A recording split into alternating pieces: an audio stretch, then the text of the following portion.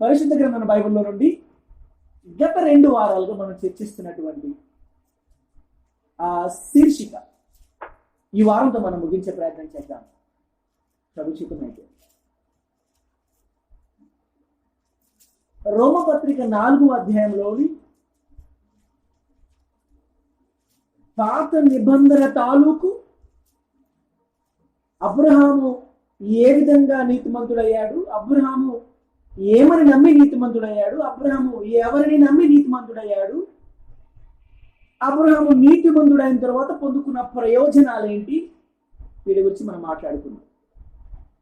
తదుపరి చర్చలో మనం ఏం మాట్లాడుకున్నామంటే, మరి అబ్రహాము ఎవరిని నమ్మాడో, ఏమని నమ్మాడో, ఎందుకు నమ్మాడో, నమ్మి ఏం పొందుకున్నాడో మనం మాట్లాడుకున్న తర్వాత, మరి నేనెవరిని నమ్మాలి, నేనెవరిని నమ్మాను, ఏమని నమ్మాను, అందుమూలంగా నాకు కలిగిన నీతి ఏంటి, దానివల్ల నాకు కలిగిన ప్రయోజనం ఏంటి, వీటి గురించి కూడా మనం మాట్లాడుకోవడం జరిగింది. పిల్లరా, మనము అబ్రహాము నమ్మినటువంటి దేవుణ్ణి నమ్ముకున్న వారిగా మనం ఉన్నాం. అబ్రహాము నమ్మినటువంటి దేవుణ్ణి మనం నమ్ముకున్న వారిగా ఉన్నాం. అయితే అబ్రహాం ఏమని నమ్మాడు దేవుణ్ణి? అబ్రహాము దేవుణ్ణి ఏమని నమ్మాడంటే, నిన్ను అనేక జనములకు తండ్రిని చేస్తాను. మీకు తోచిన భాషలో మీరు చెప్పవచ్చు, కానీ పాయింట్ చెప్పాల్సిన అవసరం అయితే ఉంది. లేకపోతే నీకు సంతానం ఇస్తాను, నీ సంతానాన్ని హెచ్చిస్తాను, నీకు అనేక మంది పిల్లలు అవుతారు. ఈ వాగ్దానం దేవుడు చేశాడు. వయసుతో నిమిత్తం లేకుండా, ప్రాక్టికల్ రియాలిటీతో నిమిత్తం లేకుండా అబ్రహాం నమ్మాడు, దేవుడు చెప్పిన దాన్ని చేయుటకు సమర్థుడు అని నమ్మేశాడు. ఆ నమ్మకం అతన్ని ఏం క్రెడిట్ వచ్చింది అతనికి? నీతివంతుడు. ఇదయ్యా ఈ పడదానికే, ఆ పడదానికే ఏమని నమ్మాడు దేవుడు అతను? నాకు దేవుడు ఏమైతే చెప్పాడు, ఏం చేస్తానైతే చెప్పాడో ఆ చెప్పిన దాన్ని నెరవేర్చుటకు ఆయన శక్తిమంతుడు అని నమ్మాడు. ఆ పడదానికి నీతిమంతుడు అయ్యాడా? ఆ పడదానికి నీతిమంతుడు అయ్యాడు. ఎందుకు? దేవుడు ఎంతవరకు చెప్పాడో అంతవరకు నమ్మేశాడు. దేవుడు అబ్రహాముకి ఇచ్చిన కంటెంట్ అంతవరకే. ఇప్పుడు మీకు ఇచ్చిన సిలబస్ మేరకే నేను మీకు పరీక్ష పెట్టాలి. మీకు చెప్పని సంగతులు మీరు ఎట్లు నమ్మలేదు అని నేను వాదించడం సహేతుకం కాదు, నిర్హేతుకం, సమంజసం కాదు, అసమంజసం. సో అబ్రహాముకు దేవుడు ఎంత సమాచారం ఇచ్చాడో అంత సమాచారాన్ని నిర్ద్వందంగా నిస్సందేహంగా విశ్వసించాడా లేదా అంటే విశ్వసించాడు. అతడు విశ్వసించినందున అతడు నీతిమంతుడయ్యాడు. నీతిమంతుడైనందున చెప్పిన పని దేవుడు చేశాడు. ఇది అబ్రహాం గురించి మాట్లాడుకుంటే చరిత్ర అవుతుంది. ఇది మనకెలా వర్తించును?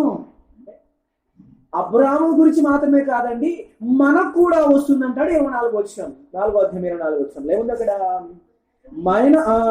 23 కూడా చదవండి. అది అబ్రహాముకు నీతిగా ఎంచబడినని అతని గురించి మాత్రమే కాదండి, మన ప్రభు అయిన యేసును మృతుల్లో నుండి లేపిన వాని విశ్వాసం వచ్చిన మనకు కూడా నీతిగా ఎంచబడునని మన నిమిత్తము కూడా రాయబడింది. అబ్రహాంతో ఆగిపోతే అర్థం లేదు, అది సమాచారం అవుతుంది, ఇన్ఫర్మేషన్ అవుతుంది. Information without and invitation is an intimation. ఒక సమాచారం అండి, ఆ తర్వాత మీ ఇష్టం, చూడలేదండి. ఇంటిమేషన్, ఇన్విటేషన్ కావాలి. ఇక్కడ ఏంటి? అబ్రహాంకి అలా జరిగింది, మరి మన నిమిత్తం కూడా రాయబడింది అంటున్నాడు కదా, మరి నాకేం జరుగుతుంది? నేను కూడా అబ్రహాం నమ్మిన దేవుడినే నమ్ముతున్నాను, అక్కడేమి ఇబ్బంది లేదు. నేను కూడా అబ్రహాం నమ్మిన దేవుడినే నమ్ముతున్నాను. అయితే అబ్రహాము నీతిమంతుడైనట్టుగా నేను కూడా నీతిమంతుడు అవుతున్నాను. అబ్రహాం ఏ ప్రాతిపదిక నీతిమంతుడు అయ్యాడు? విశ్వాసం. ప్రిన్సిపల్ ఏంటి? విశ్వాసం. దేవుడు ఆయనే, ప్రిన్సిపల్ కూడా అదే. Faith faith, God, Yahweh Yahweh, faith faith, రెండు మ్యాచ్ అవుతున్నాయి.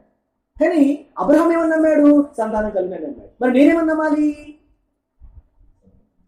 నాకు కూడా సంతానం కలిగినని నమ్మాలి. అంతేనా? చెప్పండి. మరి నేనేమని నమ్మాలి? ఉద్యోగం వచ్చునని నమ్మాలి. నేనేమని నమ్మాలి? వ్యాపారంలో లాభం వచ్చునని నమ్మాలి. నేను నమ్మాలి నా ఆడపిల్లలకి ఇద్దరికి మంచి భవిష్యత్తు ఉంటుందని నమ్మాలి. నేను నమ్మాలి నా చర్చి ఇంతింతయి పెద్ద విశాలమైనటువంటి ఆ క్రీడా మైదానంలో కిక్కిరిసిన జన సమూహంతో నిండిపోవాలని నమ్మాలి. విశాలమైన క్రీడా మైదానంలో కిక్కిరిసిన జన సందోహంతో బయట సైతం నిలబడి వినేటట్టుగా నా సంఘం అభివృద్ధి అవ్వాలని నమ్మాలి. అంతేనా? నేనేమో నమ్మాలి ఏసై, నేనేమో నమ్మాలి. నేనేమో నమ్మితే నీతిమంతులయ్యాను, మీరే నమ్మితే నీతిమంతులయ్యారు. చెప్పండి, మీరేమైనా నమ్మి నీతిమంతులయ్యారు, నేనేమో నమ్మి నీతిమంతులయ్యాను. Principle is same, faith. అయితే ఆ ఫెయిత్ లో ఒక విషయం ఉంటుంది, కంటెంట్. ఆ కంటెంట్ ఏంటి? 25 వచ్చిన స్పష్టంగా మనం మాట్లాడుకున్నాం. ఏమని అడుగుతున్నాము? ఆయన మన అపరాధం నిమిత్తము అప్పగింపబడి మనము నీతిమంతులుగా తీర్చుకోవడానికి తిరిగి, అది నమ్మమ్మ. అబ్రాహాము నమ్మింది వేరే, మనం నమ్మింది వేరే. దేవుడు ఒకటే నమ్మి కాదన్నా, ప్రిన్సిపల్ ఒకటే, నియమం ఒకటే, విశ్వాసం కాదన్నమ్మా. కానీ కంటెంట్, ఆ పదార్థం వేరే. సంతానం గురించి ఆయన నమ్మాడు, ఎందుకంటే ఆయనకున్న సమాచారం అంతే కాదు. నేను కూడా ఇప్పుడు అట్లాగే నమ్ముతానంటే కుదరదు. నీకున్న సమాచారం లేదు. అబ్రాహాముకు తెలిసిందల్లా దేవుడు గొప్పవాడు, శక్తివంతుడని. నీకు తెలిసిందల్లా నిన్న అమ్మ మాట్లాడుకున్నామని. దేవుడు అబ్రాహాము తెలిసిన సమాచారం, మీకు తెలిసిన సమాచారం ఒకటేనా? మీకు 1000 పేజీల సమాచారం ఉంది, అబ్రాహాముకి ఏముందండి? 2 లైన్ల సమాచారం ఉంది. అవునా కదా? మీకు 1000 మంది జీవిత సాక్ష్యాలు ఉన్నాయి, అబ్రాహాముకి ఏముంది? ఉన్న పితరులందరూ కూడా అవిశ్వాసులైన పితరులే ఉన్నారు. అవిశ్వాసుల పితరులు కాబట్టి వాళ్ళ మధ్యలో ఉండడానికి వీలేదు, బయటకు వచ్చేసేమన్నాడు. మళ్ళీ వాళ్ళ దగ్గర వెళ్ళడానికి వీలు, చివరికి తన కుమారుని ఇస్సాకు కూడా వాళ్ళ దగ్గర వెళ్ళడానికి వీలు. పెళ్లి కాకుండా పర్లేదు, నా కుమారుడు అలాగే ఉండిపోతాడు, కానీ నా కుమారుడు మాత్రం అక్కడ తీసుకెళ్ళడానికి వీలు లేదు. తన సేవకుంటూ మాట్లాడుతుంటాడు. అప్పుడు విషయం ఏంటి? తన ఫ్యామిలీ బ్యాక్గ్రౌండ్ కూడా లేదని అయినా సరే అబ్రాహాము దేవుని నమ్మాడు. మనకి ఎంత సమాచారం, మనకున్న సమాచారంలో నుంచే మనం దేవుని నమ్మాల్సి. మనకున్నటువంటి లేటెస్ట్ సమాచారం ఏంటి? తాజా సమాచారం ఏంటి? మనం దేవుని ఏమని నమ్మాలట? యేసుక్రీస్తు భూలోకానికి ఎందుకు వచ్చాడట? సేవ చేయించుకోవడానికి కాదు, సేవ చేయుటకును అనేకుల కొరకైన విమోచన ప్రాణం అర్పించడానికి. This is our latest information. And latest information మీరు పక్కన పెట్టి ద ఓల్డెస్ట్ ఇన్ఫర్మేషన్ నేను నమ్ముతాను, నమ్మాలి. అయితే నేను నీతిమంతుడిగా తీర్చబడ్డకు ఆ ఓల్డెస్ట్ ఇన్ఫర్మేషన్ పనికి ఒకరు ఆ విధంగా నీతిమంతులయ్యారట అని తెలుసుకొని ప్రోత్సహించబడుటకు మాత్రం వాడుకుంటే సరిపోతుంది తప్ప నేను కూడా నీతిమంతుడిని అవుటకు అదే ఓల్డ్ ప్రిన్సిపల్ వాడతానంటే కుదరదు. కంటెంట్ వాడతాను. గాడ్ ఈజ్ ఓల్డ్ వయసులో కాదండి.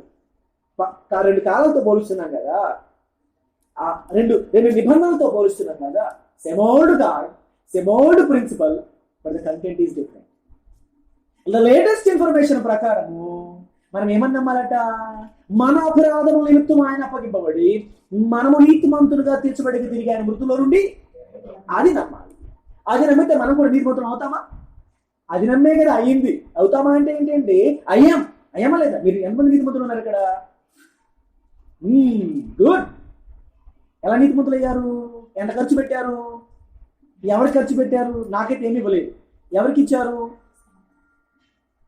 ఎవరు ఏమీ ఇవ్వలేదు. మనందరి కొరకు యేసయ్య ఇచ్చాడు. ఏమిచ్చాడు? ప్రాణం. ఆయన్ని చంపుకు తిన్నాం ప్రియులరమాట. లిటరల్ గా మాట్లాడితే, సర్వసాధారణ మానవ భాషలో మాట్లాడితే ఆయన మనం చంపుకు తిన్నాం. అయినా మనం సంతృప్తి పొందుతున్నామా? లేదు. విషయం ఏంటి ఇక్కడ? విషయం ఏంటంటే మనము కూడా నీతిమంతులమే. మరి అబ్రహాము నీతిమంతుడైన తర్వాత అతను పొందుకున్నటువంటి సబ్సిక్వెంట్ రిజల్ట్ ఏంటి? తన కుమారుని పొందుకున్నాడు, స్వాస్థ్యాన్ని పొందుకున్నాడు, దేశాన్ని దేవుడు అతనికి ఇచ్చాడు, అనేకులు తండ్రిగా చేశాడు. భౌతికమైన వాగ్దానం నెరవేర్పు అతనికి ఉంది. మనకేమన్నా భౌతికమైన నెరవేర్పులు ఉన్నాయా అని మనం పరిశీలించాం. నీతి మూలంగా ఇంకేమైనా ప్రతిఫలాలు ఉన్నాయంటే వాటిలో మనం మాట్లాడుకోవడం మొదలు పెట్టాం. 5వ అధ్యాయంలో ప్రవేశించాం. మనము నీతిమంతులుగా మార్చిన తర్వాత మనకు కలిగిన అదనపు ప్రయోజనాలు ఏంటి అన్నప్పుడు, అదనపు ప్రయోజనాల్లో మొదటి ఏంటి? 1వ వచనం ప్రకారము దేవునితో మనము సమాధానము, we have peace with God. ఎందుకు? ఇదివరకు మనం ఏమై ఉన్నాము? దేవునికి శత్రువులము, విరోధులమై ఉన్నాము. ఆ శత్రువులము, విరోధులమైన మనల్ని యేసయ్య ఏం చేశాడు? మధ్యవర్తి ఒకళ్ళు అవసరం కదా. ఈ మధ్యవర్తిత్వం ఎవరు చేశారు? అయ్యా, ఆయన మధ్యవర్తిత్వం చేసి మనందరినీ దేవునితో సమైక్యతలోకి తీసుకొచ్చాడు. సమన్వయపరిచాడని నేను చెప్పేవాడిగానే ఉన్నా కానీ మధ్యవర్తిగా లేడు ప్రియుల. నాకు అంత హోదా కానీ ఘనత కానీ ఆ పని ఎవరు చేశారు? ఏసే చేసిన సంగతిని నేను మీకు బోధించే వాళ్ళంగానే ఉన్నాను. నా స్థానం వేరే, చాలా తక్కువ స్థానం ఏసైలో పోల్చు. నేను మధ్యవర్తిని కాదు. దేవుడు ఒకడే, మనుషులకు నరులకు చెప్పాలి మధ్యవర్తి ఎంతమంది ఉన్నారండి? చదవండి. తిమోతికి పౌలు రాసిన మొదటి పత్రిక 2వ అధ్యాయము 5వ వచనం చదవండి. దేవుడు ఒకడే, దేవుడికి నరులకు మధ్యవర్తి ఒకడే, ఆయన క్రీస్తు యేసును నరుడు. ఏం చేశాడట? అందరి కొరకు విమోచన క్రయదనుగా తను తానే సమర్పించుకోడు. అంటే మనము దేవునితో సమాధాన పట్టడానికి, రాజీలోకి మనం రావడానికి ఏనేం చేశాడట? విమోచన క్రయ, అక్కడ ఉంది కదండి, చక్కగా ఉంది. విమోచన క్రయధనముగా తను తానే ఆయన తను తాను విమోచన క్రయధనముగా సమర్పించుకొని ఉండకపోతే ఆ నీతిమంతుడైన దేవుడు సంతృప్తి పడేవాడు కాదు. ఆ నీతిమంతుడైన దేవుని ఉగ్రత చల్లారి ఉండకపోతే ఆయన మనల్ని అంగీకరించి ఉండేవాడే. నీతిమంతుడైన దేవుని ఉగ్రత చల్లడానికి యేసుక్రీస్తు వారు చల్లినటువంటి పదార్థం ఏంటండి? తన స్వంత రక్తమును చిందించి, తన రక్తమును కార్చి, తన రక్తమును చల్లి దేవుని ఉగ్రతను చల్లార్చి తాను బలైపోయి మనిద్దరిని ఏం చేశాడు? సమన్వయపరిచి సమైక్యతలోకి, సమాధానంలోకి తీసుకొచ్చాడు. దేవునితో సమాధానం ఉంది. Now we call him father. Father అనేది మన అధికారమా, హక్క, లేకపోతే భాగ్యమా? ఇంకోసారి చెప్పండి. తండ్రి అని పిలవగలిగింది భాగ్యమా, ధన్యత, నా హక్కు, అధికారమా? మీకెంత గొప్ప పాస్టర్నైనా, ఎవరికెంత గొప్ప బోధకునైనా, ఎవరికెంత గొప్ప టీచర్నైనప్పటికీ కూడా నా పిల్లలు నా మీద పడి, నా జుట్టు బీకి, నా జేబులో చేపెట్టి వస్తువులు లాక్కుంటారు. I'm a biological father for them. And దేవుడు మనకి బయాలజికల్ ఫాదరా? ఏం కానీ భూమి మీద ఏమైనా సరిపోయిందని చెప్పి అంటానికి ఆయన మన బయాలజికల్ ఫాదరా? కాదు. Biological father.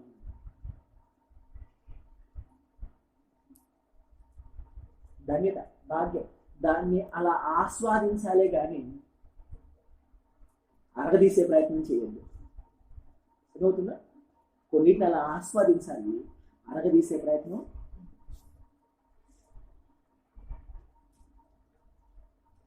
తండ్రి అని పిలిచే భాగ్యం ఆయన ఇచ్చాడు అన్నప్పుడు దాన్ని ఆ స్థానంలో ఆస్వాదించాలి. ఎందుకంటే మన పూర్వపు స్థితిని మనం మర్చిపోవడానికి వీలు. ఎలాంటి వారమై ఉండగా పాడుకుంటాం. ఇలాంటిదా యేసు ప్రేమ నన్ను తూలానాడక తనదు జాలి చూపినదా. మన పూర్వస్థితిని మర్చిపోతే మనలాంటి దౌర్భాగ్యులు ఉండరండి ప్రియులారా.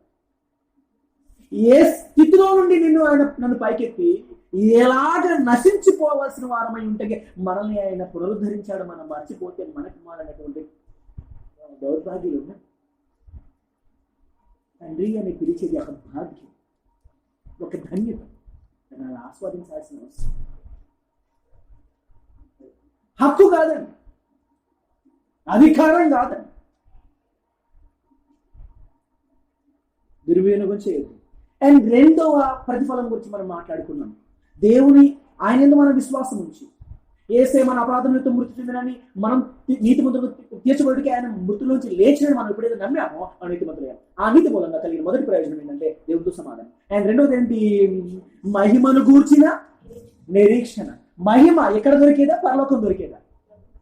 ఎక్కడ దొరికేది కాదు. ఎక్కడ దొరికేది అయితే మనం దాని గురించి చదువుకోవాల్సిన అవసరం లేదని చెప్పేసి మనం రోమపత్రిక 8వ అధ్యాయం మనం మాట్లాడుకుంటూ వచ్చాం. కనుక నిరీక్షణ జరగబోయే వాటిని గురించి ఉన్నదే నిరీక్షణ అవుతుంది. ఆల్రెడీ జరుగుతున్న వాటిని గురించో, జరిగిన వాటిని గురించో జరిగే నిరీక్షణ కాదు. కనుక ఇక్కడ మహిమ మనకి దొరకదు. ఎక్కడ దొరుకుతుంది? పరలోకంలో దొరుకుతుంది. ఇక్కడే పరలోకంలో ఉండే మహిమ అంతటి మనం ఇక్కడే పొందుకునే వారం అవుతే పరలోకానికి ఇక్కడికి పెద్ద తేడా ఏమీ ఉండదు. ఇన్ఫాక్ట్ పరలోకం పోవాల్సిన అవసరం కూడా లేదు, అలా ఆశ కూడా ఉండదు. ఈనాడు చాలా మంది 95% మంది విశ్వాసులకి పరలోకం పోవాల్సిన అవసరం ఏమీ లేదు.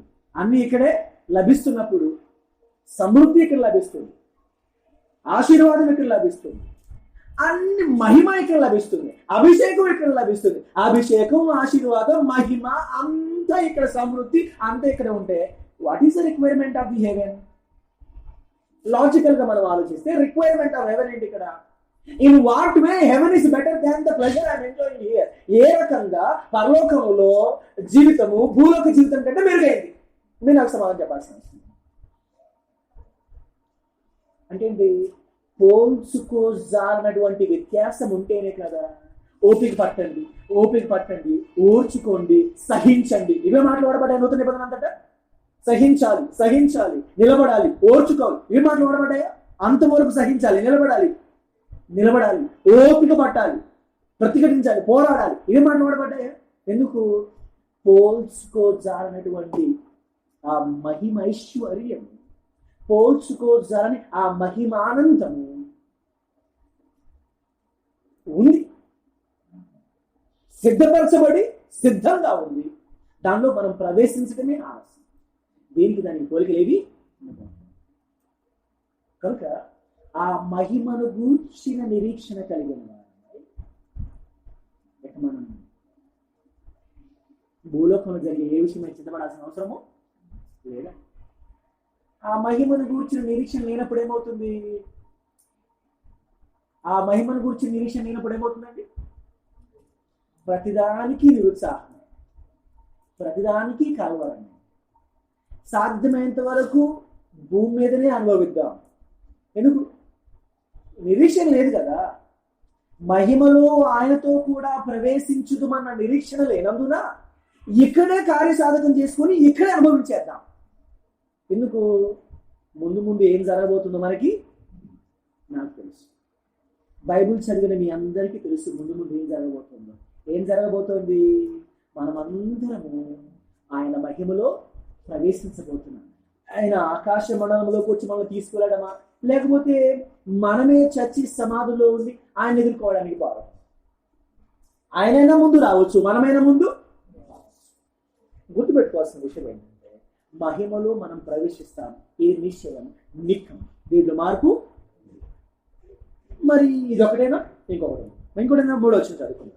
అంతేకాదు శ్రమ ఓర్పును, ఓర్పు పరీక్షను, పరీక్ష నిరీక్షణ కలిగి నిరిగి శ్రమలందును అతిశయపడదు.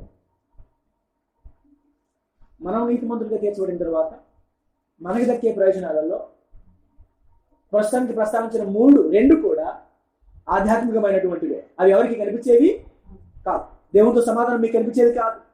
మహిమను గురించిన నిరీక్షణ కూడా అంటే మన జీవితాన్ని బట్టి ఎదురుకి అర్థమవుతోంది. కానీ ఇక్కడెక్కడ ఎవరికి పదార్థంగా కనిపించదు. కానీ భౌతికంగా కనిపించేటటువంటి ఏకైక ఫలితం ఏంటో తెలుసండి? శ్రమ. శ్రమ. నిజమైనటువంటి విశ్వాసులు శ్రమ పొందుతారు. ఎందుకంటే ఏ పదార్థం యొక్క నాణ్యతను నిరూపించడానికైనా దాన్ని ఒక పరీక్ష గుండా పెట్టాల్సిన అవసరం. పదార్థం యొక్క, వస్తువు యొక్క నాణ్యత పరీక్ష. నాణ్యత పరీక్ష లేకుండా ఓకే టెస్టెడ్ అని స్టిక్కర్ ముద్రించరు, మన స్టిక్కర్ దానికి అంటించరు. ఎప్పుడు నాణ్యత పరీక్షను నిర్వహించిన తరువాత ఆ నాణ్యతను పరీక్ష తట్టుకొని నిలబడినటువంటి వస్తువుకే ఓకే, లేకపోతే టెస్టెడ్ అనే స్టిక్కర్. నేను 2 స్టిక్కర్లు చూశాను. ఓకే స్టిక్కర్ చూశాను, కొంచెంలా టెస్టెడ్ స్టిక్కర్ చూశాను. అదేంటి? నాణ్యత పరీక్షను ముగించుకుని ఇది బయటికి. మన విశ్వాస జీవితానికి నాణ్యత పరీక్షలు అవసరం లేదా? చాలా మంది అనుకుంటారంటే ఒకరోజు పెడతారు నాణ్యత పరీక్ష, 2 రోజులు పెడతారు నాణ్యత పరీక్ష. ఇంకా ఒక్కసారి పరీక్షలు ఓడిపోగానే సైతాన్ని తోకముడిచి వెళ్ళిపోతాడు అనుకుంటే అలాగే సంతోషించేవాళ్ళం మనం. వాడు ఒకరోజు ఓడిపోయి తోకముడుచుకొని కూర్చునేవాడు ఒక రోజునైనా 100 సార్లు ప్రయత్నం చేస్తాడు.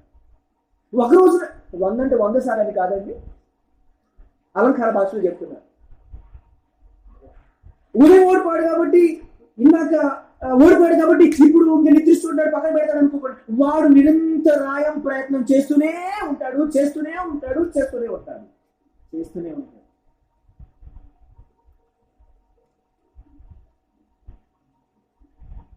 ఆ ప్రయత్నాలన్నింటిలో వాడు ఓడిపోతూ ఉండాలంటే నిరంతరం ఈ పరీక్షలో మనం పోరాడుతూనే క్రైస్తవ జీవితం ఒక పోరాటం. నేను మంచి పోరాటము పోరాడి తిని నా పరువు కడముట్టించుకుని. ఫైట్. ఎఫెసీ పత్రిక 6వ అధ్యాయంలో మాట్లాడుతుంటాడు, మనం పోరాడుతున్నాము. మనం సైనికులతో పోల్చి తిమోతి పత్రికలో సైనికులతో మాట్లాడతారు. యాక్చువల్గా మనం ఎఫెసీ పత్రిక 6వ అధ్యాయం చదువుకున్నాం. అక్కడ మనకి చాలా స్పష్టత వచ్చే అవకాశం ఉంది. 10వ వచనం, తుదకు ప్రభు యొక్క మహాశక్తిని బట్టి ఆయన మీరు ఏమై ఉండండి, బలవంతులై ఉండండి. ఎందుకు? మీరు పోరాడుతున్నారు. మనం శ్రమలో ఉన్నాం, పోరాడుతున్నాం. ఈ పోరాటంలో మనకి ఎవరిని బట్టి బలం పొందాలి? మనము ప్రభు యొక్క మహాశక్తిని బట్టి మనం బలం పొందాలి. ఎందుకంటే మీరు అపవాది తంత్రములు ఎదురించుటకు శక్తిమంతులగినట్లు దేవుడిచ్చే సర్వాంత కవచమును ఏదైనా మనం పోరాడున్నది శరీరులతో, ప్రధానులతోనూ, అధికారులతోనూ, ప్రస్తుత అంధకార సంబంధ లోకనాథులతోనూ, ఆకాశమందుల దురాత్మల సమూహంతోనూ పోరాడుచున్నాము. అయ్యా, పోరాడుతూనే ఉన్నాము. It's a fight, it's a battle. You fight and fight and fight and fight, and the moment you retire, well, you are dead.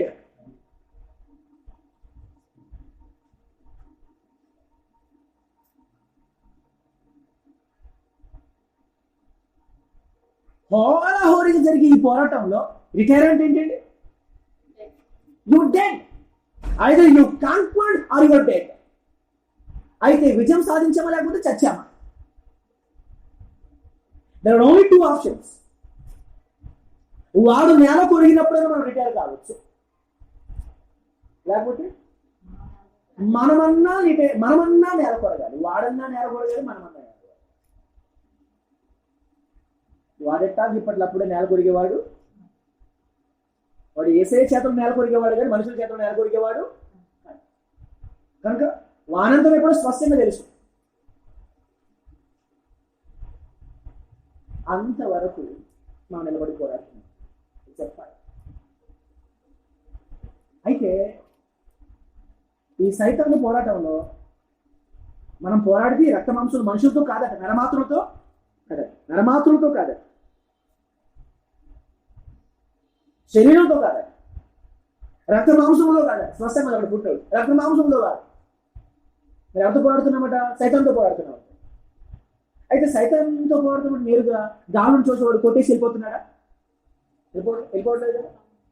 అలా కొట్టేసి వెళ్ళిపోవట్లేదు కదా. మనం పడుకుంటే మనల్ని బెడ్ నుంచి కింద పడేస్తున్నాడా? చెప్పండి. మనం తలుపు ఓపెన్ చేద్దాం కూడా వాడు గురించి గట్టిగా నెట్టేస్తున్నాడా? మనం బైబిల్ చదువుతామంటే బైబిల్ దూరంగా పడిపోతుందా? మరి సరే, ఎలా పోరాడుతున్న వాడితోటి? వాడు మనుషుల ద్వారానే పనిచేస్తాడు. సైతాను నేరుగా మనం పోరాడుతున్నాం. మనము పోరాడేది వాస్తవానికి సైతాన్తో అయినప్పటికీ కూడా వాడు ఎవరి రూపంలో తన యొక్క క్రియలు కొనసాగిస్తుంటాడు? మనుషుల రూపంలోనే, మనుషుల ద్వారానే. స్వంత కుటుంబ సభ్యులు మొదలుకొని ప్రభుత్వాల వరకు, స్వంత కుటుంబ సభ్యులు మొదలుకొని, అర్థమవుతుందండి, బెడ్రూమ్ వరకు మొదలుకొని ప్రధానమంత్రి కుర్చీ వరకు వాడు రకరకాల రూపాల్లో మనమే దాడి చేస్తున్నాం. అర్థమవుతుందా? స్వంత కుటుంబం మొదలుకొని దేశాధ్యక్షుల వరకు మనుషుల ద్వారానే. వీటిని ప్రతిఘటించే క్రమంలో మనం అర్థం చేసుకోవాల్సింది ఏంటి? మనం అంతిమంగా పోరాడుతోంది అపవాదులతో. ఎక్కడ కూడా మనం జంకి వెనక్కి అడిగేసామా? యేసయ్య అపహాస్యం పాలైనట్టు, ఆదాము విషయంలో అపహాస్యం పాలైనట్టు, హవ్వ విషయంలో అపహాస్యం పాలైనట్టు, యోబు విషయంలో ఆయన అపహాస్యం పాలు, దానియేలు విషయంలో ఆయన అపహాస్యం పాలు, యోసేపు విషయంలో ఆయన అపహాస్యం పాలు కాదు, హనన్యా మిషాల్ అజర్యాల విషయంలో ఆయన అపహాస్యం పాలు, అండ్ నీ విషయంలో నా విషయంలో ఆయన అపహాస్యం పాలు కావడానికి వీలు. శ్రమ ఓర్పు ఏం చేస్తుంది? నిరీక్షణ పుట్టిస్తుంది. పరీక్ష, నిరీక్షణ. ఈ పరీక్షలో ఈ నిరీక్షణ కలిగి మనం ముందుకు సాగుతూ ఉంటున్నాం. శ్రమలో మనం అతిశయపడాలి. We rejoice in tribulation. ఎంత గొప్ప ధైర్యం మనది కేవలం విశ్వాసకి. వేరే వాడికి ఎవరికి, మనుషులకి ఈ నిరీక్షణ లేదు, ఆ విశ్వాసము అంత ధైర్యం లేదు, అంత తెగు లేదు. ఎందుకు? మనం పాత జీవులం కాదు, మనం ఎవరము క్రొత్త జీవులం. ఈ క్రొత్త జీవులం. పాత జీవులు ఏం చేస్తారు? శ్రమను బట్టి నిరుత్సాహపడతారు. క్రొత్త జీవులు ఏం చేస్తారు? శ్రమను బట్టి అతిశయపడతారు, సంతోషపడతారు. We rejoice in tribulation. శ్రమలో అతిశయపడేవాడు ఎవడయ్యా అంటే ఒక క్రైస్తవుడు, ఒక విశ్వాసి. క్షమించాలి, క్రైస్తవుడు అనే పదాన్ని చారిత్రకంగా వాడని తప్ప క్రైస్తవుని పేరు పెట్టుకున్న వాళ్ళందరూ క్రైస్తవులని, విశ్వాసులని కాదు. విశ్వాసులందరూ క్రైస్తవులే, కానీ క్రైస్తవులందరూ విశ్వాసులు. వారి వయసు ఏమైనా, వారి నేపథ్యం ఏదైనా, వారి అనుభవం ఎంతైనా, వారి యొక్క పేరు ప్రఖ్యాతులు ఎంత గొప్పవైనా, వారు ఏ స్థాయిలో ఉన్నవారైనప్పటికీ కూడా క్రైస్తవులుగా పేరు పెట్టుకున్న వారందరూ విశ్వాసులు కానక్కరా. చాలా కొద్ది మందేనట, చాలా కొద్ది మందే. ఇది ఇరుకైనటువంటి దారి, దీన్ని కనుగొని వారు కొద్ది మందే. మత్తయి రాజ్యం 11 చదువుకో, చాలా స్పష్టంగా ఉంది. మరి ఇప్పుడు అసంఖ్యాకులుగా కనబడుతున్నటువంటి వారు చాలా కొద్ది మందిగా ఆ రోజున నిర్ణయించబడిపోతున్నారు. జాగ్రత్త పడవలసిన అవసరం ఉంది. మనం ఆ కొద్ది మంది జాబితాలో ఉండాల్సిన అవసరం ఉంది. ఎందుకంటే శ్రమలలో అతిశయపడేది ఆ కొద్ది మందే. శ్రమలను చూసి శాపనార్థాలు పెట్టేవారు అనేకులు, శ్రమలను చూసి నిరుత్సాహపడేవాళ్ళు అనేకులు, శ్రమను చూసి ఎందుకైనా నేను నమ్ముకుని అనుకునేవాళ్ళు, నా జీవితానికి ఏం నెమ్మది కలిగింది, నా జీవితానికి ఏం ఆదరణ దక్కింది, నా జీవితానికి ఏం సంతోషం దక్కింది, నేనేం పాల్గొన్నాను, నేనేం పొందుకున్నాను, నాకు ఒరిగింది ఏంటి అని నిరుత్సాహభరితమైన జీవితాన్ని జీవించేవారు చాలా మంది ఆ రోజున విడిచిపెట్టబడ్డారు. మనము చేయవలసింది ఏంటంటే శ్రమల్లో అతిశయపడగలం. భయపడాల్సిన అవసరం లేదు. ఎందుకంటే మహిమను గూర్చిన నిరీక్షణ మనము, ఆ నిరీక్షణ కలిగిన వాడెవడు కూడా ఈ భౌతిక జీవితాన్ని కలిగే హింసలను బట్టి, శ్రమలను బట్టి, సవాళ్ళను బట్టి, కుటుంబం ద్వారానైనా మరేతర మాధ్యమాల ద్వారా కలిగే సవాళ్ళను బట్టి నిరుత్సాహపడాడు. We rejoice in tribulation. And there is a challenge. ఒక సమస్య వచ్చిందా? విశ్వాసం నిమిత్తమై ఒక సమస్య ఎదుర్కొంటున్నారా? ఒక సవాళ్ళను ఎదుర్కొంటున్నారా? మీరేం చేయాలి? ప్రభు కొరకు సవాలు తీసుకొని నిలబడే అవకాశం దేవుడు మనకి ఇచ్చాడు. స్టాండ్, నిలబడ్డా. ఆ భాగ్యం ఎంతమంది? కొద్దిమందికి భాగ్యం లేదు. కొద్ది మందికి మాత్రమే, చాలా కొద్ది మంది మాత్రమే. ఫిలిప్ గురించి, ఆండ్రూ గురించి మాట్లాడినప్పుడు, ఫిలిప్ ఆండ్రూ, ఆంద్రే కాదు, ఫిలిప్ అండ్ నతానియల్ గురించి మాట్లాడినప్పుడు ఆ ఇరువురు శిలువ వేయబడ్డారు. ఆ శిలువ మీద నుంచి వాళ్ళు మాట్లాడుతూ ఉంటుండగా జనసమూహం విని కొందరు నతానియల్ని విడిపించేశారు. శిలువ నుంచి విడిపించేశారు. ఫిలిప్ దగ్గరికి వస్తే, వద్దు, ఈ భాగ్యం కోసం నేను కనిపెట్టాను, ఈ భాగ్యం కోసం నేను ఎదురు చూశాను, ఈ ధనత నాకు దక్కింది, దీనిని పోగొట్టుకోవడానికి మాత్రం సిద్ధంగా ప్రభు కోసం నన్ను ఇలాగే నేను మాట్లాడుతూనే ఉంటాను. మాట్లాడుతూ కానీ శిలువ నుంచి బయటపడ్డాను కదా, దీన్ని మాత్రం కూడా ఆసక్తిని చూపించలేదు. ధన్యత శిష్యులు సంతోషించారు. ఒకసారి వచ్చేసండి అపోస్తుల కార్యం 4వ అధ్యాయం.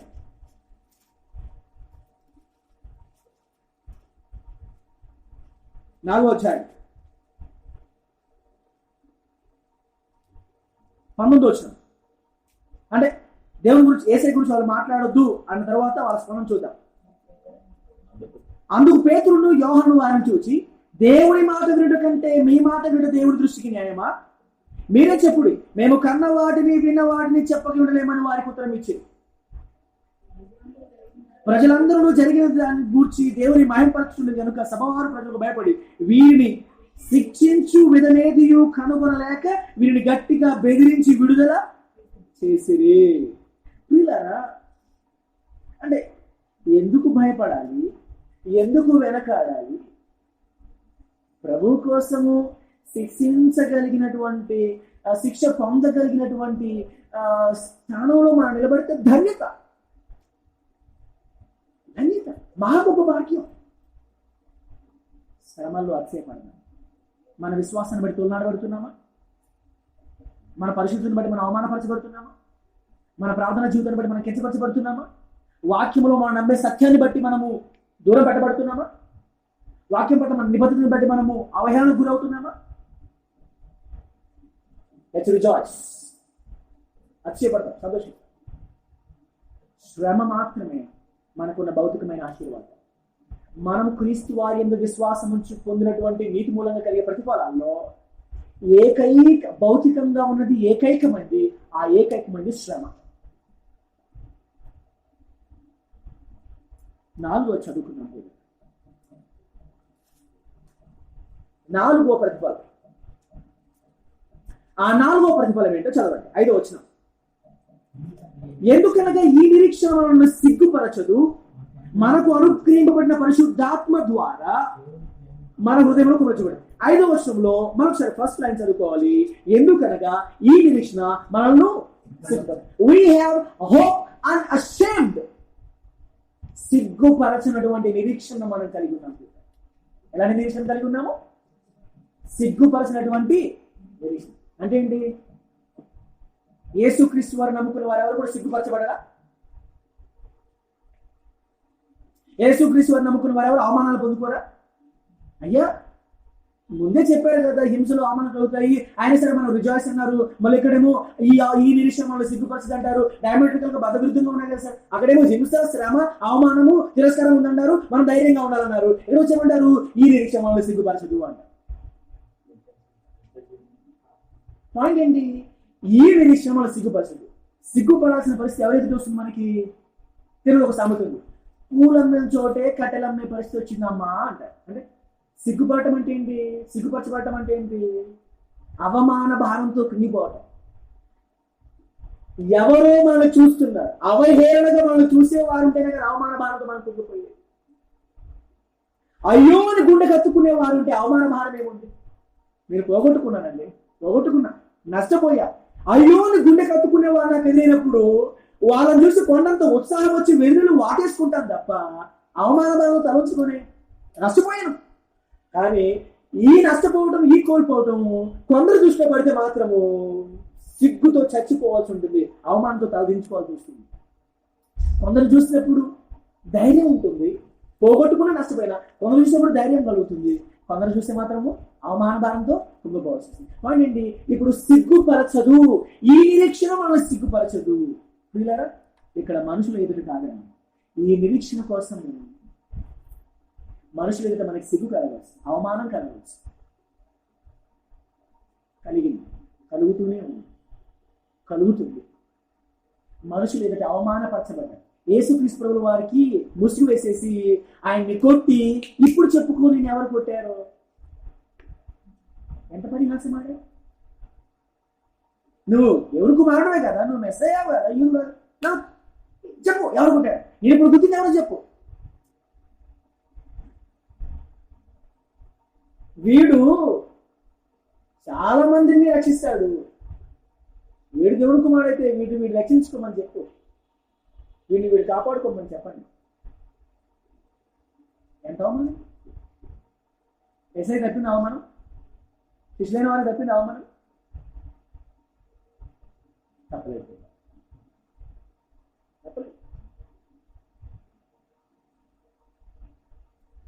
బర్తలోమే గురించి మాట్లాడితే, అదే మతాయి గురించి మాట్లాడితే, సజీవంగా ఉండగానే చర్మం వలిసేశారు. బతుకుండగానే చర్మం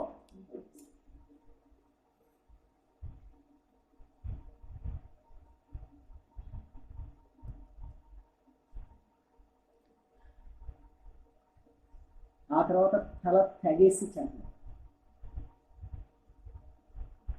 ఆద్యంతము లోకము దేవుణ్ణి, దేవుని పిల్లల్ని అవమానపరుస్తూనే వస్తుంది, అవమానపరుస్తూనే వస్తుంది, అవమానపరుస్తూనే వస్తుంది, అవమానపరుస్తుంది. అంటే ప్రభు నమ్ముకున్నందుకు లోకంలో మనము అవమానపరచబోమని, అవమానపరచబడబోమని, ప్రభు నమ్ముకున్నందుకు మన లోకంలో మనం ఎవరు తక్కువ చేయని బయట చెప్పలేదండి.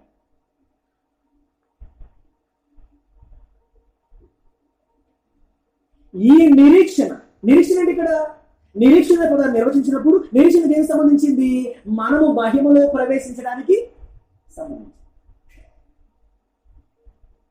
వైఫల్యం ఎక్కడ జరగాలి, ఎప్పుడు జరగాలి? మనం మహిమలో ప్రవేశించలేకపోవడం అప్పుడు జరగాలి.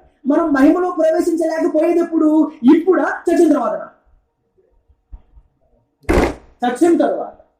మనం మహిమలో ప్రవేశించి చచ్చిన తర్వాత కదా. అక్కడ మనం మహిమలో ప్రవేశించలేకపోవటాన్ని చూడగలిగిన ఎవరు? మనుషుల సైతాండ. మాట్లాడాలి. మనం చచ్చిన తరువాత మహిమలోకి వెళ్ళామో వెళ్ళలేదు మనుషులు తెలుస్తుందా, సైతాను తెలుస్తుందా? సైతాను తెలుస్తుంది. మనుషులందరూ భూమి మీద ఉంటారు కదండి. ఇంకా వాళ్ళు ఎగురొచ్చేసే నువ్వు మహిమలోకి వెళ్ళలేదు అని అనరుగా. ఇక్కడ ఒక ఇంట్లో వెళ్ళకపోతే ఆ ఇంట్లోకి నేను రానిలేదు, లేకపోతే ఆ గార్డెన్ లోకి నేను రానియలేదు, లేకపోతే ఆ ఫంక్షన్ హాల్లోకి నేను రానియలేదు అంటారు తప్ప చచ్చిపోయిన తర్వాత నన్ను ఎక్కడికి రానివ్వట్లేదో, ఎక్కడికి రాణిస్తున్నారో, ఎక్కడికి పంపించారో ఎవరు తెలుస్తుంది? కానీ ఒకటికి మాత్రం తెలుస్తుంది. ఎవరికి? అది లేక. అంటే మనకి అవమానం కలిగేది ఎవరి దగ్గర? సైతాన్ దగ్గర. అక్కడ వాడు కాసు కూర్చుని ఉంటాడు. ఇంతకాలం నమ్మావుగా, ఏమైంది? వేస్ట్ అయిపోయింది. ఎక్కడేం చేశాడు? ఊదరగొట్టేశాడు. నీకు మహిమ ఉంది అని. ఈ మహిమ ఏదో జరగబోతోంది, ఏదో జీవితం ఉంది అని నమ్మించేసేసి భూమి మీద నానా హింసలకి, నానా శ్రమలకి నేను గురి చేశాను. ఇదేముంది అసలైన ముందుంది, అసలైన జీవితం వస్తుంది అని చెప్పేసి భూమి మీద మొత్తం సుఖం లేకుండా, సంతోషం లేకుండా, ఏమీ లేకుండా హింస, శ్రమ, ఓర్పు పరీక్ష నిరీక్షణ అని చెప్పేసి అది కమ్మించి మొత్తానికి అయితే ఆ జీవితం మొత్తం కూడా అటకెక్కించేశాడు. ఇప్పుడే పడదు. అటు అది ఆస్వాదించలేదు, ఇటు ఇది ఆస్వాదించలేదు అని సైతానుడు మనల్ని చూసి ఎగతాళి చేసే పడి నవ్వుకునే అవకాశం ఉండబోవట్లేదు. ఎందుకంటే వాడికి అవమానం కలిగినట్లు మనము రాజసంతో యేసుక్రీస్తు వారి ఆహ్వానం మేరకు మనం మహిమలో కలిగిపెట్టబడుతుంది. దేవుడి మహిమ కలిగి ఈ నిరీక్షణ మనల్ని సిగ్గుపరచదు. We have hope unashamed. వాడికి అవకాశం ఇవ్వకూడలేదు ఏసయ్య. మనల్ని సాధారణంగా మహిమలో కాపాడించుకోవద్దు. ఈ సిగ్గుపరచని నిరీక్షణ ఎవరికి ఉంటుందో తెలుసండి? శ్రమలు అతిశయపడేవారు. శ్రమలు ఎవరు అతిశయపడతారో తెలుసండి? మహిమను గురించి నిరీక్షణ కలిగిన. మహిమను గురించి నిరీక్షణ ఎవరు తెలుసా? ఆ మహిమలో నివాసం చేస్తే దేవునితో సమాధానం కలిగినవాడు. దేవునితో సమాధానం అంటే లోపలికి వెళ్తున్నామంటే ఆయనతో మనకి అగ్రిమెంట్ ఉండాలి కదా.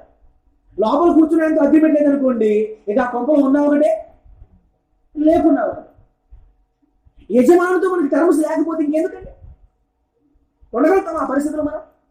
అసలు ప్రవేశం ఉంటుందా అంట లెక్క. ప్రవేశం ఉండడానికి ఆయనతో మనకి సమాధానం ఉంది.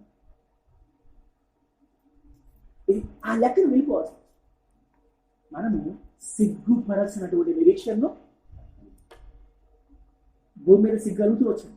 ఆశ్చర్యం లేదు, అవమానం ఆశ్చర్యం లేదు. ఏ స్థాయిలో జరగవచ్చు ఆ అవమానం. రిమెంబర్, మహిమలోకి మనం ప్రవేశించేటప్పుడు ఆ విజయ దరహాసం వేరే. యేసుక్రీస్తు వారు మహిమలోకి మనల్ని ఆహ్వానించేటప్పుడు ఆ విజయం వేరే. ఎంతకాలం నమ్ముతూ వచ్చిన నిరీక్షణ ఆయన ఓడిపోని పడు. సైతానుడు మనం చూసి వెకిలి నవ్వులు నవ్వుతూ ఈ ఎగతాలు చేసే అవకాశం సైతాను దేవుడు ఇవ్వనే. మహిమలో ప్రవేశిస్తున్న నిరీక్షణ అనుకుంది. ఈ నిరీక్షణ మనల్ని సిగ్గుపరచింది. మనం ఓడిపోము. ఈ నిరీక్షణలో మనం ఓడిపోతే ఎవరు ఓడిపోయింది తెలుసా? సాక్షాత్తు యేసయ్య ఓడిపోయాడు. ఆయన ఓడిపోతాడా? రైట్. ఐదవదిగా మనకున్న నిరీక్షణ, మనకున్నటువంటి ఐదవ ప్రతిఫలమే 5వ వచనం 2వ ఫ్రేస్ చదువుతున్నామండి. మనకు అనుగ్రహింపబడిన పరిశుద్ధాత్మ ద్వారా దేవుని ప్రేమ మన హృదయములలో, the love of God is poured into our heart by the Spirit of God. పరిశుద్ధాత్మ చేత దేవుని ప్రేమ మన హృదయాలలో. This is the 5th result of the righteousness we have. దేవుని ప్రేమ మన హృదయాల్లో కుమరించబడింది. ఆ ప్రేమను మన హృదయాల్లో కలిగిన వారం ఆ ప్రేమను మన హృదయాల్లో నింపుకొనిన వారమై, ఆ ప్రేమను ఆస్వాదించే వారమై, ఆ ప్రేమను అనుభవించే వారమై జీవితంలో ఏ కొదువ లేని వారికి మనం బ్రతకాల్సిన అవసరం లేదు. You have the love of God in your heart. Amen. What do you have? Love of God.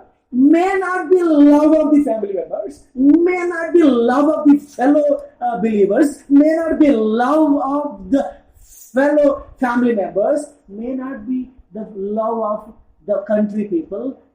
ఎవరి ప్రేమ ఉన్నా లేకపోయినా we have the love of God in our hearts. poured, కుమ్మరించబడి ఆ ప్రేమలో నిలబడటం, తీసుకుంటాం. ఆ ప్రేమలో నిలబడటం మనం నేర్చుకోవాల్సిన అవసరం ఉంటుంది. ఆ ప్రేమను ఆస్వాదించడం మనం నేర్చుకోవాల్సిన అవసరం ఉంటుంది. మన హృదయాల్లో కుప్పగా నిండుగా కుమ్మరించబడిన ప్రేమను పక్కన పెట్టి ఏదో ప్రేమ దొరకట్లేదు, ఎక్కడో ప్రేమ దొరకట్లేదు, అవునా కాదా?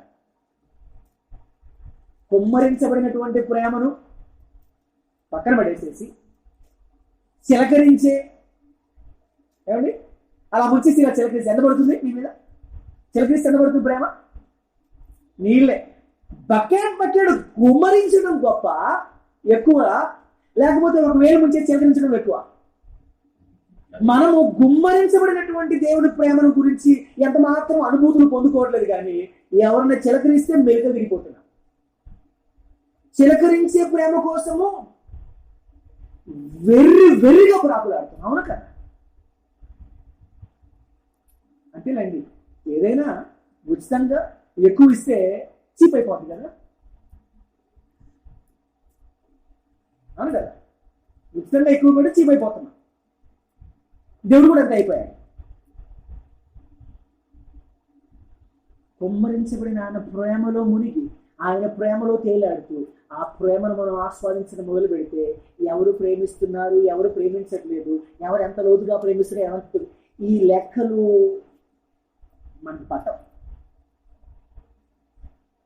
Because I have the love of God in my heart, poured into my heart by the Spirit. పరిశుద్ధాత్మ దేవుడు నా హృదయంలో దేవుని ప్రేమను కుమ్మరించాడు కనుక ఆ ప్రేమలో నేను బ్రతుకుతూ ఆ సిగ్గుపడనక్కల నిరీక్షణ కలిగిన వాడిగా, శ్రమలను అప్చేపడుతూ మహిమను కూర్చొని నిరీక్షణ కలిగిన వాడిగా దేవునితో సమాధానం కలిగి, దేవుడితో సమాధానం కలిగిన వాడే ఆయన ఉండే చోటికి నేను ప్రవేశం పొందగలుగుతానని ఆ మహిమను గురించి నిరీక్షణ కలిగి ఉంటాడు. ఆ మహిమను గురించి నిరీక్షణ కలిగిన వాడు శ్రమలను ఎంత మాత్రం కూడా లెక్క పెట్టాడు, సంతోషంగా స్వీకరిస్తాడు. శ్రమలు సంతోషంగా స్వీకరించడానికి కారణం ఏంటంటే మహిమను గురించి నిరీక్షణ. ఇదంతా బ్యాలెన్స్ కావాలంటే యేసయ్య ప్రేమ మన హృదయాల్లో కుమ్మరించబడిందటండి ప్రియులారా. అట్లా ఆయన ప్రేమను పోలిన కానీ ఆయన ప్రేమకు సాటి ఏ ప్రేమ? ఆయన ప్రేమను మనం పూర్తిగా ఆస్వాదించడం నేర్చుకోవాలి. ఆయన ప్రేమను ఆస్వాదించడం నేర్చుకున్నప్పుడు ఇక ఏ ప్రేమ కోసం మనం చావాల్సిన అవసరము లేదు. ఎవరు ప్రేమించట్లేదు నిరుత్సాహపడాల్సిన అవసరము. చాలా మంది క్రైస్తవులు అంటారు, యవనస్తురాళ్ళు, పెద్దలు చిన్నలు కూడా ప్రేమించట్లేదని గొడవ. చంపేవాళ్ళు ఉన్నారు, చచ్చేవాళ్ళు ఉన్నారు. యవనస్తులు కాదండి, పెద్దోళ్ళు కూడా. ఎందుకంటే నన్ను ప్రేమించట్లేదు, నేనంటే ప్రేమ లేదు. ఆ చర్చకి ముగింపే లేదు. నేనంటే ప్రేమ ఇలా ఉంటుండేనా, నేనంటే ప్రేమ అలా ఉంటుండేనా, అది చేస్తుంటివా, ఇది తింటుంటివా, అది తింటుంటివా, అది తినకపోతుంటివా, ఏంది అదే చదవబడిలా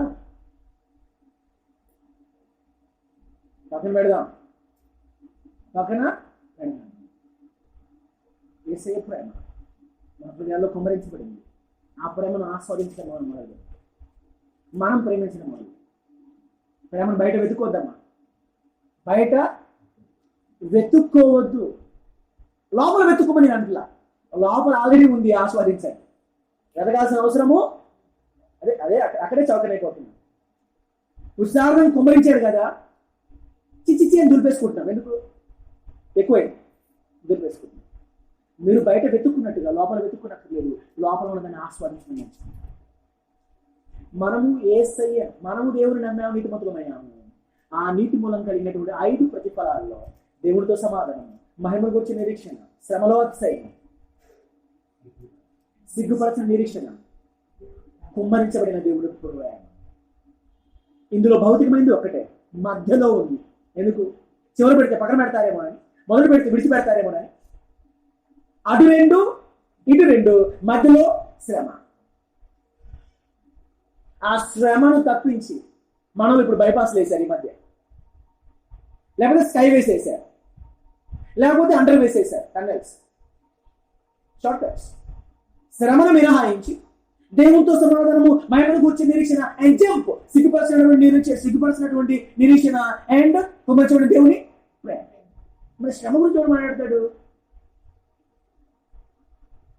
నాలాంటి మూర్ఖుడు తప్ప. మూర్ఖులమైన వెరి వాళ్ళమైన దేవుని వాక్యం కొరకే, నశించిపోతున్న ఆత్మల కొరకే. వీళ్ళరు భౌతికమైనది ఒకటే మనకి ఇక్కడ కనబడుతుంది. ఏంటది? మనకిష్టం లేనిది అది. అదేంటి? శ్రమ. దాంట్లో మన రెస్పాన్స్ ఏంటి? అతిశయం. We feel happy, very joys. అలాంటి లోతైన బలమైన బలిష్టమైన ఆధ్యాత్మిక జీవిత సుస్థిరత, స్థిరత్వం ప్రభు మనకి వ్యక్తులుగా, కుటుంబాలుగా, మన సంఘానికి, సార్వత్రిక సంఘానికి అనుగ్రహించి నడిపించును గాక. ఆమేన్.